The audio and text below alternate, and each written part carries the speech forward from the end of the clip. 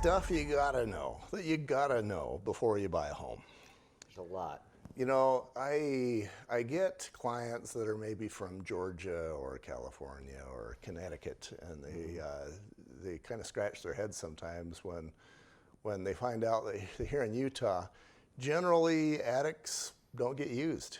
They get used for storing insulation. Yep. And most of us go, you know, maybe 5, 10 years in our homes and never put our heads in the attic as homeowners. Now, you and I put our heads in a lot of other people's attics every day, and we see some stuff. Definitely see too much stuff. Stuff that a homeowner really needs to know about. Yeah. So let's start with your story first, and then I've got a raccoon Okay. story. Well, my story goes back again to an older home. Mm-hmm. It was 1950s, Mm-hmm. and going to the lack of insulation. I got up in the attic, and it was bare. All you could see was the lath and plaster. Mm-hmm. And lath and, well, tell me what lath and The lath plaster and plaster is they had a board with holes in it they would screw up, and then they would slather on their cement plaster, and the holes would essentially hold up this plaster. Yeah, so you got these little strips that you didn't exactly put together, and then with the strips on the lumber, then you can slather on the plaster, and the plaster kind of sort of goes through the strips and holds it on. Yeah, that's another type of lath and plaster. Uh-huh. So you either have the boards with a ton of holes in it, or you have the slats that you can slather in between. But essentially that is to hold it on. Same thing like they use with stucco nowadays, pretty much. Right. So, and I've seen that too, where a home was built in maybe 1928. Yeah. And it never had any insulation installed in 1928, and it never had any in 1938 or 48 or 58 Yeah. or 68. It's gone all of these years, and nobody ever thought to put insulation in the Right. attic. And they're wondering, why is it so cold? I've got a billion attic stories. I've got one where I popped my head up there, and there was a clearing area about this big right next to the attic hatch. The rest of the attic had insulation, but this clearing didn't. There was one feather in the middle. Really? So an attic, a raccoon apparently had a meal inside that attic, and for whatever reason, it decided that the attic hatch was the area to enjoy dinner. Oh. And then in other raccoon stories I've seen where they get up into there, and you know, any animal doesn't like its own urine and feces smell. But apparently this set of raccoons didn't mind pooping in the middle of the attic, and we had to crawl over that as we were going to find out what the water spots in the outer two corners were. Oh my gosh. And the water spots, turns out it wasn't water. They started thin and got wider as they went down. Oh, urine from the animals. Urine from yeah, they went to the outer corners to pee. I could tell these kind of stories all day long. You know, there's one where I lifted the attic hatch up and got rained on. It kind of felt like sawdust, and then I looked and it wasn't sawdust, it was bat poop. Oh, guano. That is stuff you shouldn't work with. So I was lucky because there were, you know, this attic hatch was completely covered with poop, but only with one layer. As I got over into other parts of that attic, it was 8 inches deep. Wow. And you actually went up in this attic? I stuck my head in there. Wow. I'm glad you're still here. Yeah, so from a homeowner point of view, you know, I guess what's your advice for the homeowner? Well, to actually take a look in the attic. And if you see feces or what might be feces, then call a professional inspector and have him take a look at it and verify what it is. If it's feces, then you're going to want to have it cleaned before you go up there and venture any further.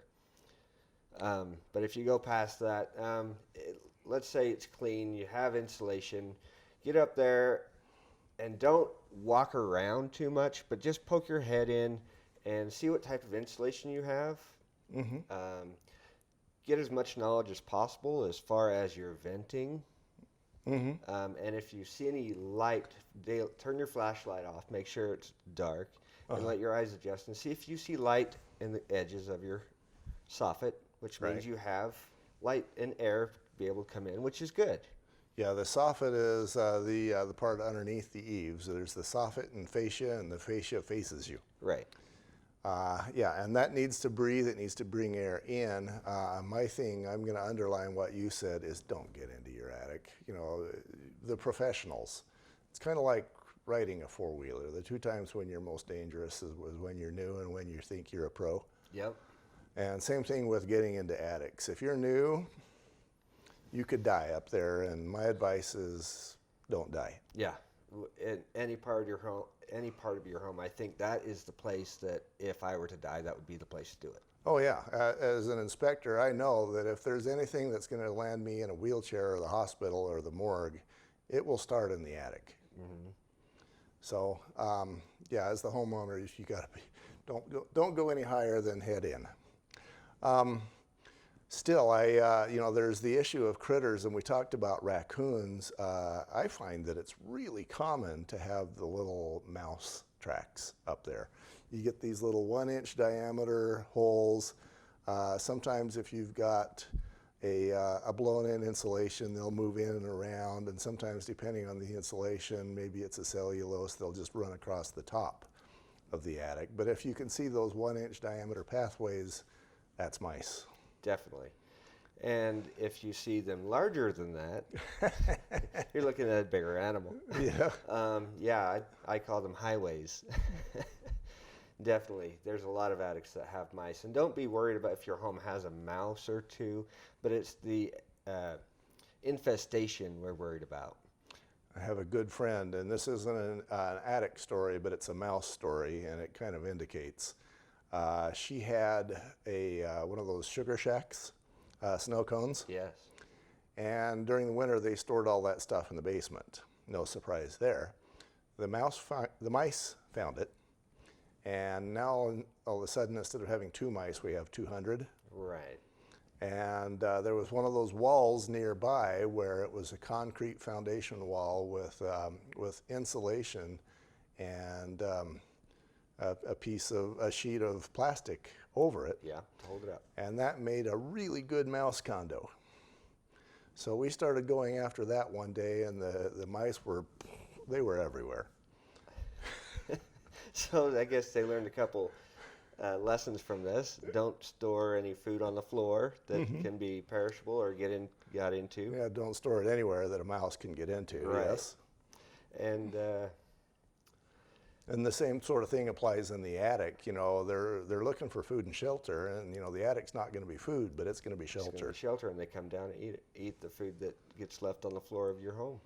Go back and party in the attic. Right, and especially if you have a dog or a cat or other animals in the house, and you leave their food on the floor, you're just inviting them for dinner. For dinner, and it's an easy meal. So stuff that a homeowner needs to know as relates to attics. Summarize for me, if you will. What would you say? You know, you're talking to maybe somebody who's new homeowner. Let's say she's single female, 27, 2 kids, blonde short hair. Is this before or after I get in the attic? Yes. Yeah. Okay, we'll go before. I'd tell her that we're going to make sure that we have proper ventilation. We'll save her shingles. And we're going to make sure the venting and exhaust stacks are actually venting and exhausting out of the roof in the proper areas and not leaking water down in.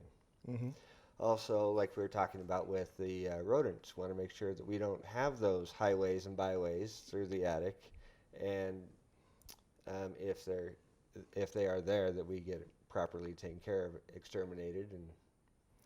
And I have actually run into inspections where I tell somebody just offhand, I see rodent histories about 70% of the time.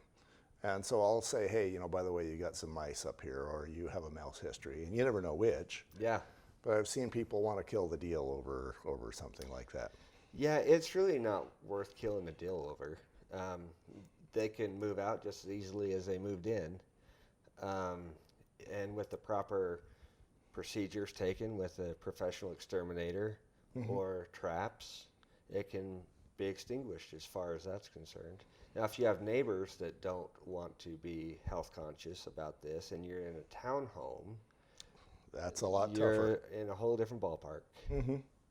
Yeah, then you're down to traps and poisons. Yep, and you're going to be doing that probably until your neighbors move out. Or until you do. Yep, until you do. Yeah.